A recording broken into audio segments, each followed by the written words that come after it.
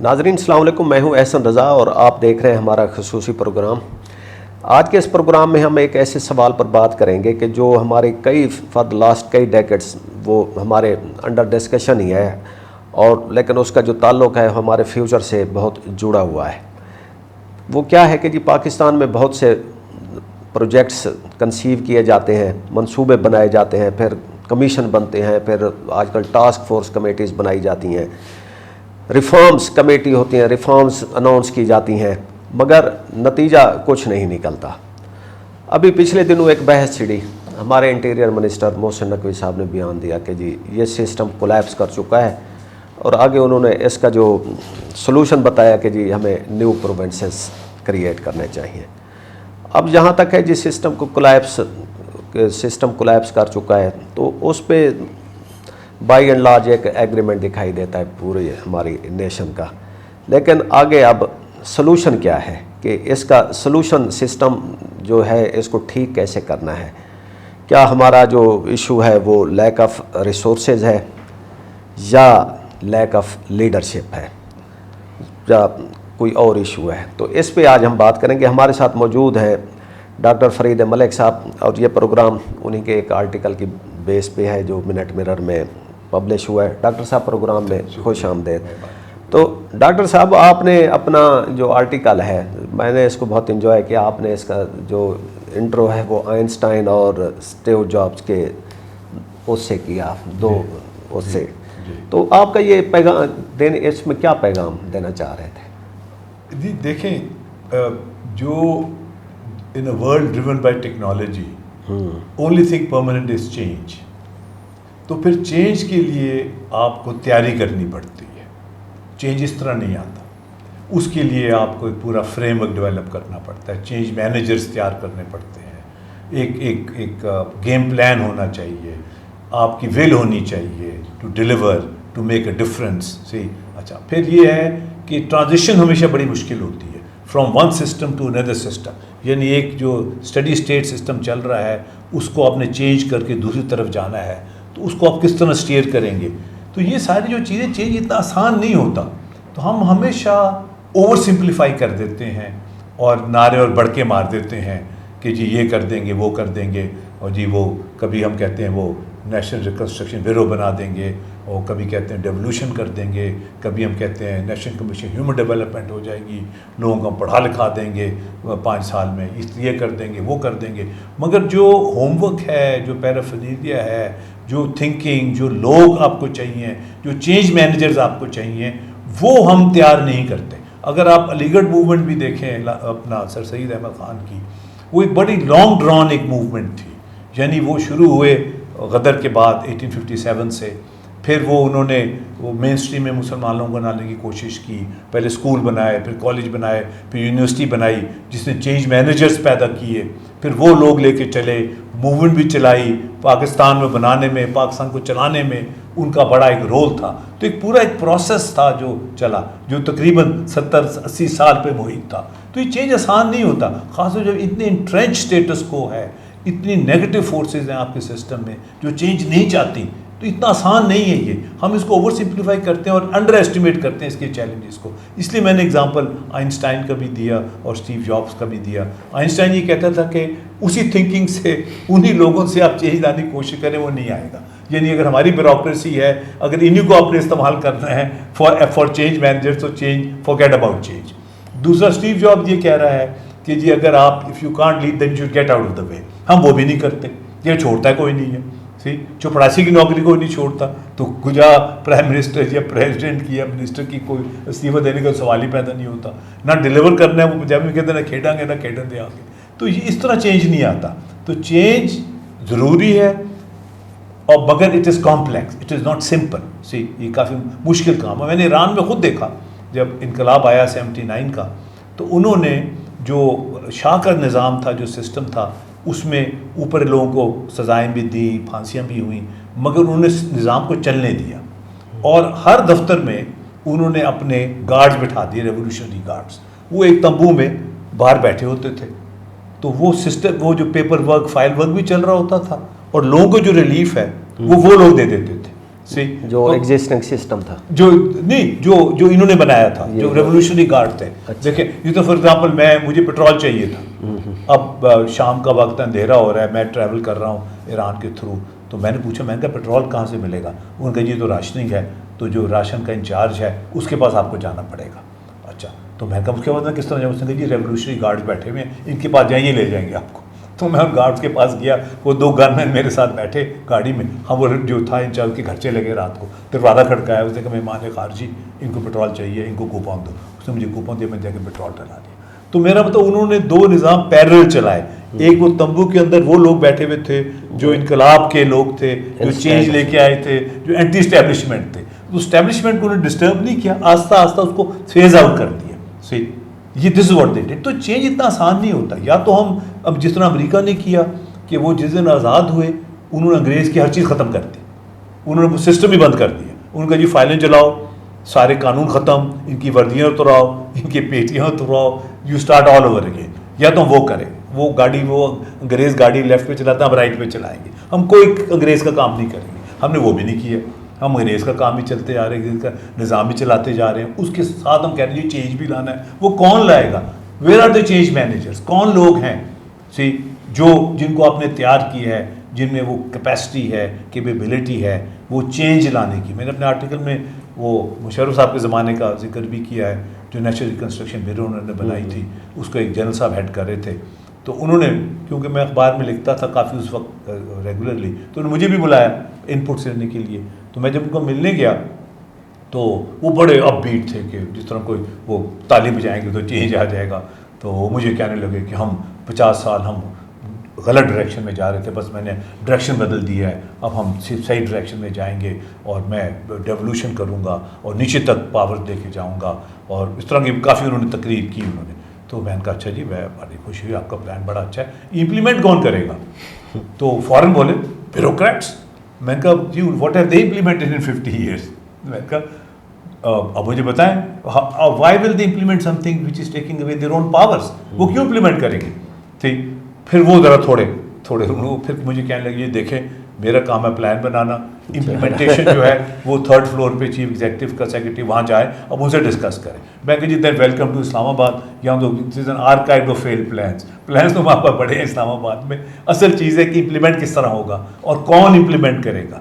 Where are the change managers, where are the people who are going to implement that. تو یہ ہمارے ہاں بہت رہا ہے کہ ہم نے کبھی چینج کو واقعی سیریس نہیں لیا کہ ہم واقعی چینج لانا چاہتے ہیں. اور ظاہر بات ہے وہ محسن نقوی جیسے لوگ تو نہیں لا سکتے، وہ part of the problem according to Einstein, جو اسٹیبلشمنٹ کی کریشن ہے. اب تو مسلم لیگ این والوں نے بھی کہہ دیا کہ جی 30 سال کا سفر یہ 3 سال میں طے کر کے آئے ہیں، تو یہ چینج کی بات کیا کریں گے؟ انہوں نے کہا، لیکن انہوں نے خود ہی ووٹ دے کے محسن نقوی صاحب کو سینیٹر بھی بنوایا. وہ تو اس سسٹم کے ایک تو پھر چینج تو نہ ہوا، یہ ان کے گھر کی لڑائی ہے. لیکن اچھا آپ نے اس آرٹیکل میں مثال دی سر سید احمد خان کی. اچھا سر سید احمد خان سب کانٹیننٹ کی مسلم ہسٹری کے ایک میرے خیال میں فرسٹ یا ریئل ایک چینج میکر، ان کو لیڈر آف چینج بالکل مین اسٹریم میں لانے میں ان کا بہت رول ہے. بالکل ٹھیک. اچھا انہوں نے کیا یہ چینج ایک کالج کے ایک انسٹیٹیوشن کے تھرو کی، یا ان کی کیا ان کی پالیسی تھی کہ جس کے تھرو انہوں نے ایک بہت بڑی ٹیم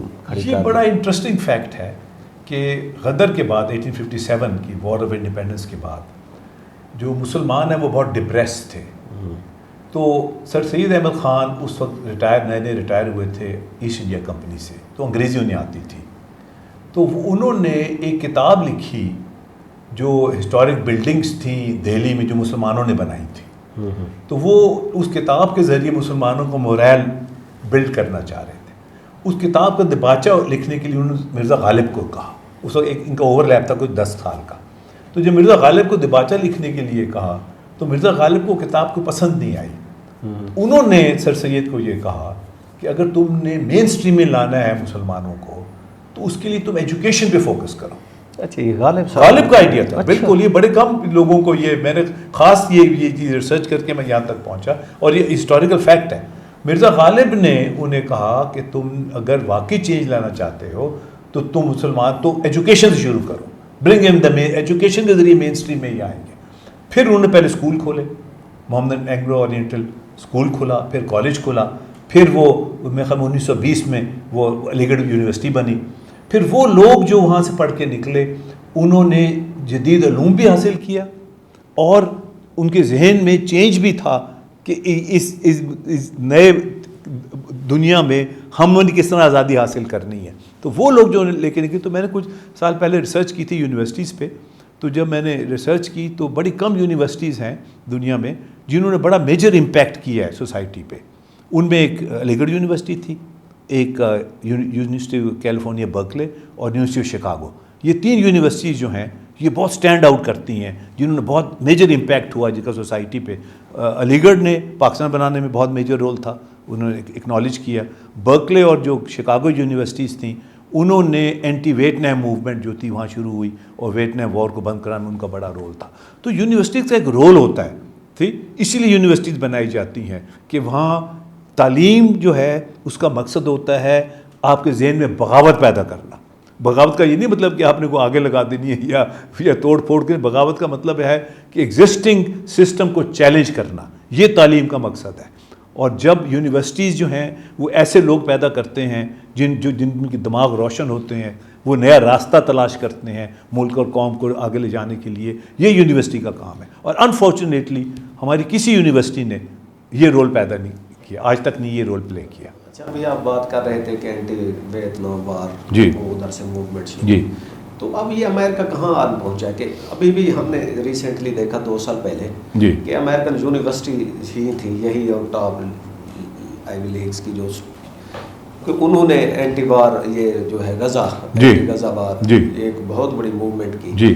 لیکن ادھر اب سسٹم ایک ایسا آ چکا ہے کہ پہلے انہوں نے جو ساری یونیورسٹیز تھیں ان کے مور اور لیس پریزیڈنٹس کو چینج کیا اور اس کے بعد اتنا بروٹل کریک ڈاؤن کیا. اور اس پہ ہم دیکھتے ہیں کہ جو امریکہ کی اسٹیبلشمنٹ انٹلیکچوئل وہ سارے ہیں وہ اس کے اوپر کچھ بھی نہیں بولے اتنے بڑے کریک ڈاؤن کے اوپر. تو یہ اپنی یونیورسٹیز کو اب کس طرف لے کے جا رہے ہیں امریکہ؟ میرا خیال ہے کہ وہ over a period of time جو زائنسٹ اور جوئش لابی کا کنٹرول ہے وہ بڑھتا جا رہا ہے امریکہ میں بھی, اور بڑے کم انسٹیٹیوشنز ایسے رہ گئے ہیں جو اس انفلوئنس سے آزاد ہیں. مگر ابھی بھی اگر ہمارے ساتھ ان کا موازنہ کریں تو وہاں ابھی بھی آوازیں اٹھتی ہیں, ابھی بھی یونیورسٹی میں لوگ پروٹیسٹ کرتے ہیں. ہم تو ایک فلسطین کے جھنڈا لے کے کرکٹ کے میچ میں نہیں جا سکتے. تو میرا مطلب اگر آپ کمپیریزن کریں تو ابھی بھی وہاں, اور پھر کئی عدالتوں نے جو ڈپورٹ کر رہے تھے اسٹوڈنٹس کی ڈپورٹیشن بند کی ہے. میرا مطلب کہ ٹوٹلی وہ نیگیٹو نہیں ہے سسٹم ابھی. شور کریک ڈاؤن وہاں ہے, مشکلات بھی ہیں, مگر یہ کہ وہاں ابھی بھی لوگ آواز اٹھا رہے ہیں اور آوازیں اٹھ رہی ہیں. ہمارے مقابلے میں تو ہم تو وہ کہتے ہیں نا پنجاب میں ستو پی کے سوتے ہیں سارے مسلمان. دیکھو نا کسی مسلمان ملک میں کوئی پروٹیسٹ نہیں ہوا. کہاں ہوا ہے بتائیں مجھے کہ کسی مسلمان ملک جو اب وہ لنڈن میں نکلی ہیں ریلیز, ابھی نیو یارک میں ریلیز نکلی ہیں, واشنگٹن میں ریلیز نکلی ہیں, یورپ میں زیادہ نکلی ہیں. صحیح, ہم کوشش کریں نکالیں, ہم نکالنے نہیں دیں گے. تو آپ اگر کمپیئر کریں کمپیریٹیولی آئی تھنک وہاں پھر بھی جو ریزسٹنس ہے وہ بہتر رہی ہے ایز کمپیئر ٹو اس. یہ دس از دا فیکٹ. ڈاکٹر صاحب چلے واپس آ جاتے ہیں پاکستان. جی ہمیں اپنے ملک کو سدھارنے کی کوشش کریں. جب آپ پاکستان سائنس فاؤنڈیشن کے چیئرمین تھے تو آپ نے اس طرح کی جو ہے ریزسٹنس کتنی فیس کی اور آپ نے اپنے 3 سال کا جو پیریڈ تھا اس میں کتنی چینج لے آنے میں کامیاب رہے؟ پہلے تو جی یہ ہے کہ جس طرح محسن نقوی صاحب نے بالکل صحیح کہا ہے کہ دیر is a state of collapse. ادارے جو ہیں وہ اب دیر از نو چین آف کمانڈ. ادارے جو ہیں وہ پہلے جو چین آف کمانڈ ہوتی تھی کہ ایک سائنس فاؤنڈیشن کا چیئرمین ہے, وہ چیئر کرتا ہے, وہ ہیڈ ہے, وہ چلاتا ہے, وہ آرڈر دیتا ہے, وہ پالیسیز بناتا ہے, وہ امپلیمنٹ ہوتی ہے. سو پہلے تو چیز یہ تھی کہ وہ چین آف کمانڈ کو ریسٹور کرنا, دیٹ از ویری امپورٹنٹ.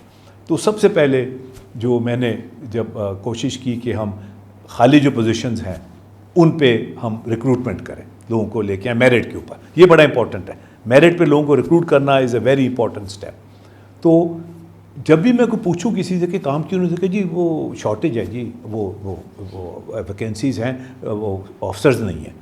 تو پھر میں نے کہا بھائی آفسر نہیں تو آپ ہائر کیوں نہیں کرتے؟ تو میں نے ان سے منگایا, میں نے کہا جتنی ویکینسیز ایڈورٹائز کریں and we will hire everybody on merit. تو یہاں لوگوں کو نوکری نہیں مل رہی, آپ نے ویکینسیز رکھی ہوئی ہیں. اچھا, ویکینسیز وہ اس لیے رکھتے تھے کہ اپنے رشتہ داروں کو, عزیزوں کو اکاموڈیٹ کرنے کے لیے. اب ایک صاحب آتے تھے نارووال سے, وہ سارا نارووال کی بھرتی کر دیتے تھے. تو میں نے پوچھا ایڈمن آفیسر سے, میں نے کہا یار نارووال کے بندے بڑے ہیں یہاں تو یہ نارووال کو خاص جگہ ہے, کوئی بڑے وہاں سائنٹیفک کمیونٹی ہے, یہ کیا ہے؟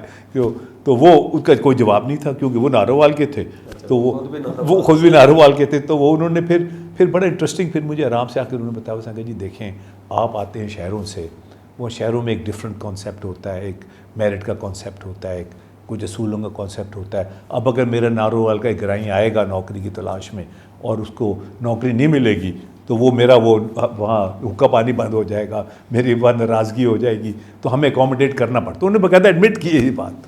اچھا بہرحال تو میں نے پھر جب ایڈورٹائز کیا اور ہم نے میرٹ پہ لوگوں کو رکھنا شروع کیا تو بڑی ریزسٹنس تھی. جب انہوں نے دیکھا کہ چیئرمین نے سفارش نہیں ماننی, خود انٹرویو کرے گا, بورڈ بنایا اور میرٹ پہ لوگوں کو رکھا, تو بڑا انٹرسٹنگ ایک واقعہ ہوا کہ ہم نے 2 لوگوں کو پی ایچ ڈیز تھے ینگ, ان کو رکھا میرٹ پہ. ایک کا کال لیٹر چلا گیا, جوائننگ ڈیٹ پہ وہ آ گیا, دوسرا جو تھا اس کا کال لیٹر نہیں گیا. انہوں نے مجھے فون کیا کہ جی وہ میرا کال لیٹر نہیں آیا. میں نے کہا اچھا, میں نے کہا آپ آ کے جوائن کریں, ہم نے آپ کو لیٹر ایشو, میں نے تو سائن کر دیا لیٹر.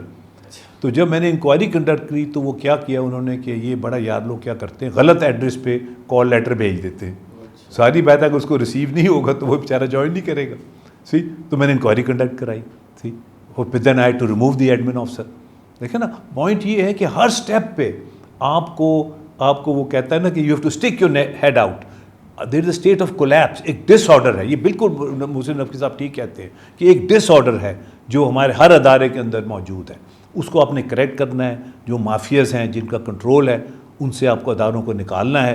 تو اس کو ہم کافی حد تک نکالنے میں کامیاب ہو گئے. مگر بڑا انٹرسٹنگ ہے کہ میں اس وقت جو منسٹر تھے تو میں ان کے پاس گیا, میں نے کہا جی اگر آپ نے واقعی اس ملک میں سائنس اور ٹیکنالوجی ڈیولپ کرنی ہے اور چینجز لانے ہیں تو یہ جو منسٹری ہے کم از کم اس میں ٹیکنیکل بیک گراؤنڈ کے لوگ ہونے چاہیے, ٹیکنوکریٹس ہونے چاہیے. وہ کہتے ہیں that's a very good idea, تو آپ مجھے کوئی سجیشن بنا کے بھیجیں.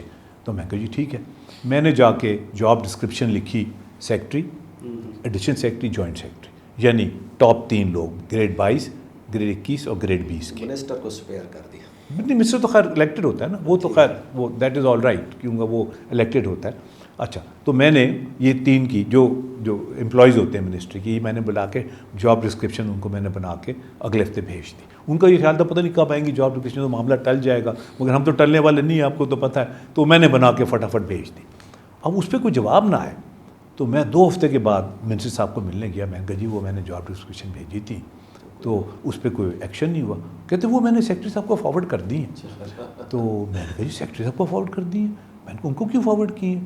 میں نے کہا وائی ول دا سیکرٹری صاحب ایکٹ, جب ان کی اپنی جاب جاری ہے تو اس پہ کیوں کام کریں گے؟ کہتے پھر میں کیا کروں؟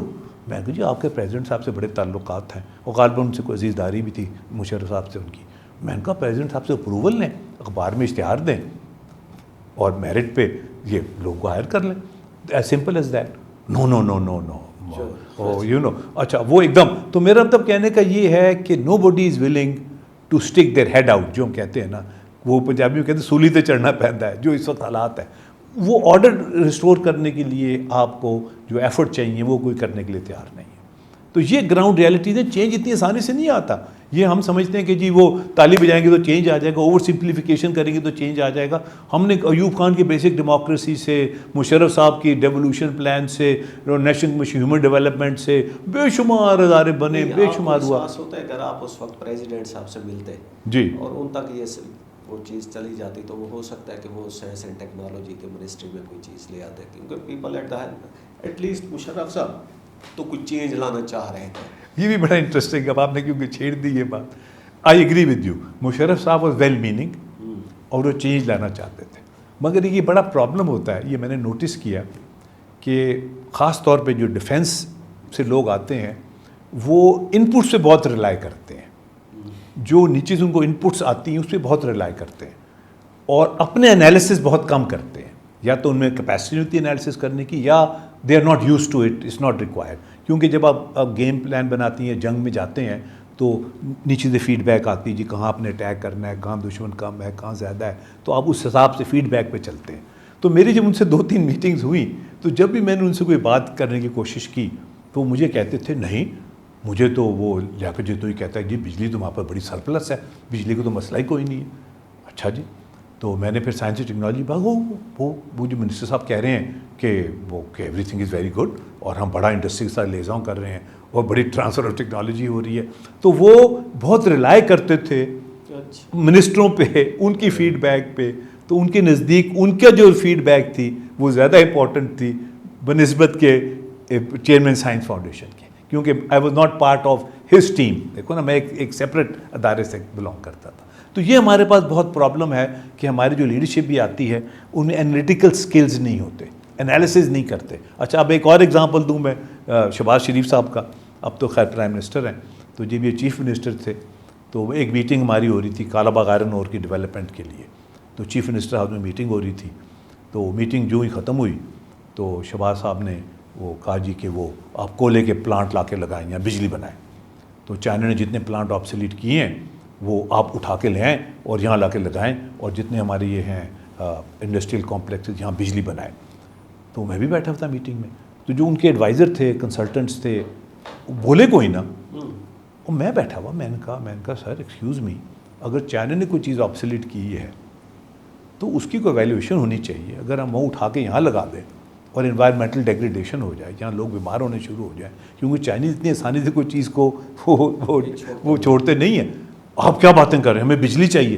میں کہا بجلی ایٹ واٹ کاسٹ، کہ ہم نے بندے تو نہیں مارنے بجلی کے پیچھے. تو ہمارے یہاں دو ایکسٹریمز ہیں، دیکھیں نا، یا تو بالکل ہی ایڈ ہاک کام کرنا صحیح، اچھا، یا بالکل نہ. اچھا ایک اور بڑا انٹرسٹنگ ہے، میں ایک کانفرنس میں گیا ہوا تھا استنبول میں.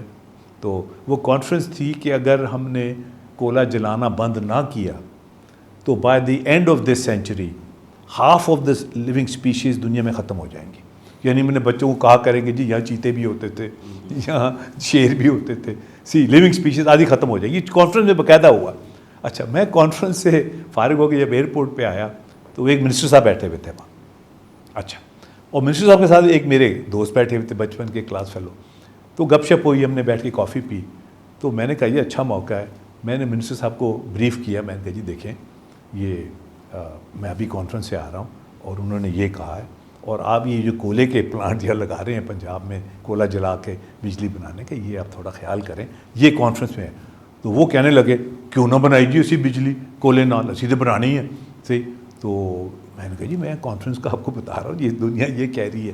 تو وہ جو میرے دوست تھے جو بزنس مین ہیں، تو وہ مجھے، ان کی بھی دوست ہیں، میری بھی دوست ہیں، مجھے بچپن سے جانتے ہیں، میرے زیادہ پرانے دوست ہیں. تو مجھے کہنے لگے فرید یار ان سے نہ بحث کرو، ان کا کیک بیک ارینجمنٹس ہوئی ہوئی ہیں، انہوں نے وہ کولے کے لگانے ہیں پلانٹ صحیح، آپ ان سے بحث مت کرو. اور وہی لگائیں گے کولے کا پلانٹ. سائبال میں لا کے انہوں نے پلانٹ لگا دیا، بالکل بے تکی چیز. وہ کوئلہ اترتا ہے وہاں کراچی پورٹ پہ ریلوے کے ذریعے یہاں آتا ہے، پھر وہ اس جہاں بجلی بناتا ہے، انوائرمنٹ پولوشن کاز کرتا ہے سارا گورنمنٹ. تو یہ میرا مطلب کہنا ہے کہ یہ ہمارا کوئی گیم پلان نہیں ہوتا. دنیا میں کوئی کولے کا پلانٹ جو ہے وہ یا تو سمندر پہ لگتا ہے یا ماؤتھ آف مائن پہ لگتا ہے جہاں کوئلہ نکلتا ہے. اور آج میں آپ کو یہ بھی بتا دوں، یہ میری پریڈکشن ہے انشاءاللہ